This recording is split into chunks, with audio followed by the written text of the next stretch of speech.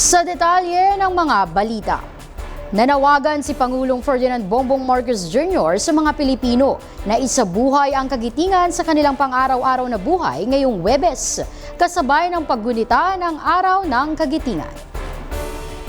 Ayon sa Pangulo, ang kabayanihan ay hindi lamang alaala ng nakaraan, kundi dapat makita sa bawat tamang desisyon, pagtulong sa kapwa at paninindigan sa tama. Binanggit niya ang sakripisyo ng mga sundalong Pilipino sa Bataan at Corregidor noong ikalawang digmaang pandaigdig.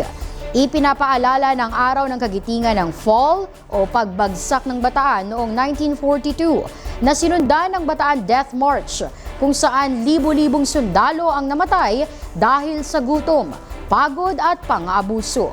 Binigyang diin ni Marcos na ang Diwa ng Kagitingan ay patuloy na gabay ng mga Pilipino sa kasalukuyan.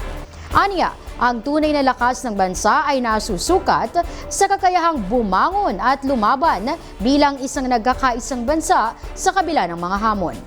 Ang Pangulo ang nakatakdang manguna sa mga commemoration rites sa Mount Samat National Shrine sa Bataan.